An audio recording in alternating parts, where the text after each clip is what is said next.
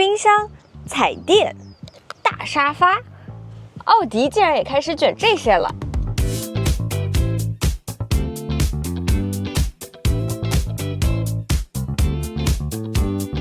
我現在呢是在字母標奧迪 AUDI 的首輛 SUV 的車型上，奧迪的 E7X。那這台車呢也是配備了冰箱、彩電、大沙發3件套的。我们來看看它是怎麼詮釋這3件套的。首先呢，我今天試駕的這個版本呢是一個大頂配，所有的配置都有的，而且是一個4座的版本。今天我整體的感受是，奧迪在詮釋這些東西的時候呢，真的是有利有弊。先來說我身後的這個大沙發，那如果是一個4座的版本呢，這台車的後排2個座位都會是零重力的座椅。如果是5座的版本呢，它的副駕的座椅會是零重力的座椅。我們這個零重力有什麼特別的地方呢？首先，它的這個皮質，它用到的是一個全立面的這個頭層牛皮，這個牛皮的材質是非常非常稀少、非常非常精選的，所以呢，就導致這個座椅它的整個觸感和乘坐的感受就是非常非常的 Q 彈的，甚至於它的整個坐墊的長度，你能看到它是非常長的。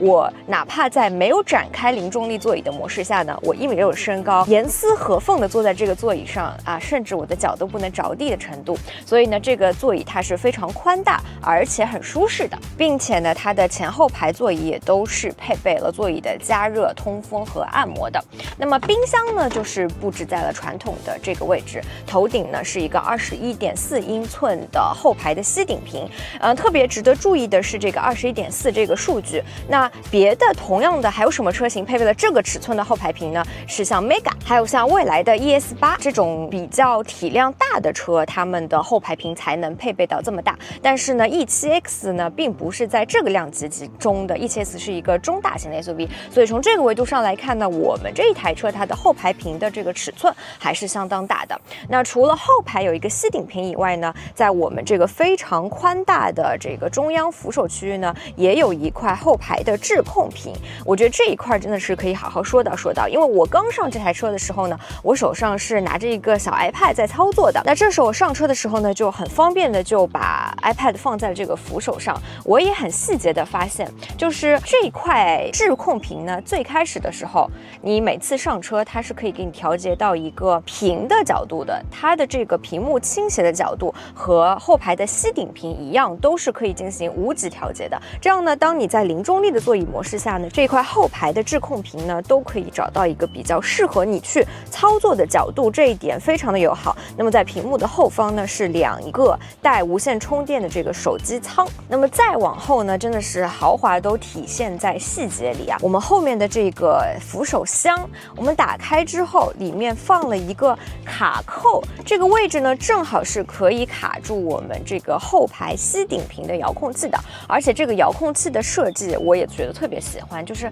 有一點點，我覺得像 Apple TV 的那個遙控板，就它上面這一塊全部都是觸控的，你直接去觸控，包括你也可以選擇不用遙控器，你直接用手指去點這塊吸頂屏去操作都是可以的。但我覺得這個遙控器以及它設置的這個儲存的位置，都是很體現它的豪華感的一些小細節。那我自己呢，還特別喜歡字母標奧迪車裡這種木質元素的運用啊，像其實以前雷克薩斯的木質我就非常喜歡，但是我覺得字母標奧迪的這種木質的運用超越了我心中雷克薩斯的定位。它的這種木質全部都是很質樸的，就你摸上去就能感受到這種木質的紋理。它的木材全部都是來自於北美五大湖生長在極寒環境當中的木材，所以呢，相比於其他很多車型會在木質上塗一層漆，這種更質樸的感覺呢，我覺得更能打造出那種很 cozy， 然後很自然、很鬆弛的感覺。我是非常喜歡這個木質的搭配的。與此同時呢，我們的頭頂還有一塊5檔可調的 EC 天幕，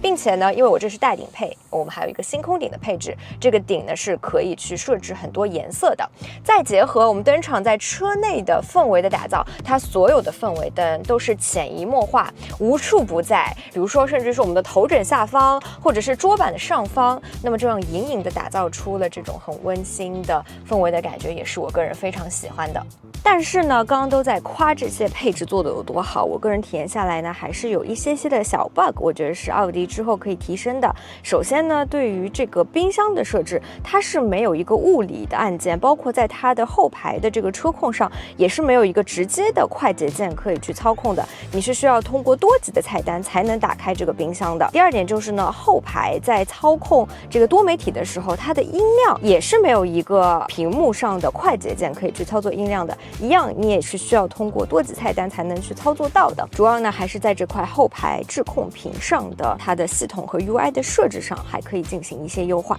那我們現在呢就來說一說它的駕駛層面的一些基本的信息。首先呢，電池是有100度和109度兩種選擇的，后驅、四驅兩種。但它比較好的一點是它全系給到的都是3元鋰的電池包，沒有做任何的版本的區分，並且呢它也是全系都是900伏的平台，然後10分鐘充電充個400多公里是沒有問題的。與此同時呢，它的功率如果是它的後驅版本呢，它的0-100加速可以達到5.9秒，如果是頂配四驅的版本呢，它的0-100加速是3.9秒。那我前面在說車裡的這個3件套冰箱、彩電、大沙發，還有它的智能化的時候，可能你們一開始會覺得這台車怎麼聽上去那麼不奧迪，但是一旦你握上方向盤，把這台車開起來，你還會覺得這台車還是非常德味十足、非常奧迪的。E7X 比較特別的幾個點呢，一個是它是全鋁底盤，那全鋁底盤的優勢，第一個就是它的簧下質量會非常的輕，那麼帶來的一個好處就是我自己體感上的一個很大的感覺，就是它的這個起步的時候，哪怕是急加速，它也是相當輕快的。還有一方面呢，它的一個好處就是其實對於能耗也是有優勢的，然後包括它的續航也會比較的實，並且呢，它的左右驅動軸的長度是一樣的，所以呢，你在起步的時候，或者說你在過彎的時候，它不容易車身過多的跑偏，以及它還有結合這個車它是有後輪轉向的，所以這一台車雖然它的車長是將近5.1米的，但是它的轉彎半徑是只有5.14米的，而且奧迪的這個轉向操控的調教就是做得非常精準的，所以這一套組合拳打下來，你會覺得這輛車開起來一點都不像一個大車，而是操控非常的精準，操控感受非常的好，底盤又非常整，所以依舊是德味十足的這種駕駛感受。並且呢 ，E7X 也是搭載了 Momenta 的智能輔助駕駛的。用下來呢，我覺得首先它的開啟的方式會比較的便捷，方向盤上就有一個 on 和 off 的開關，直接點擊一下方向盤就能夠開啟。個人覺得比這個往下撥兩下撥桿會更加的方便。然後我們這一套輔助駕駛呢，它是可以去調節駕駛的風格是柔和標準還是敏捷的。那我肯定是調成了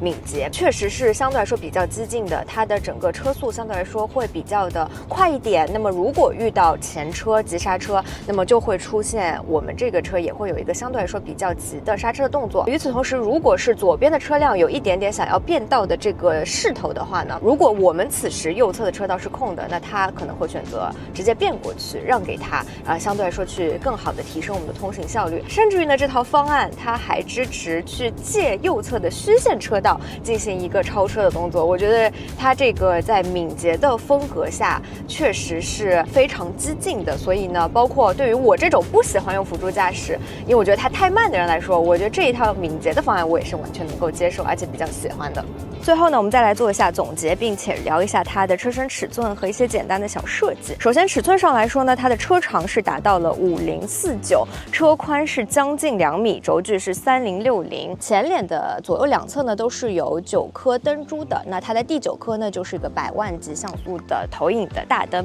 以及像我们這一台呢，它也是有一個流媒體的外後視鏡的配置的。然後往下看 Brembo 的卡鉗等等，所以它整個配置，尤其是你能看到它對操控是非常的注重的。包括這一台車呢，它沒有跟我們說上市之後的價格絕對會有驚喜。對於那些想要有豪華質感、想要有很好的操控性能，又不想摒棄掉中國的智能感受的用戶們，一定要考慮一下這一台全新的奧迪 E7X。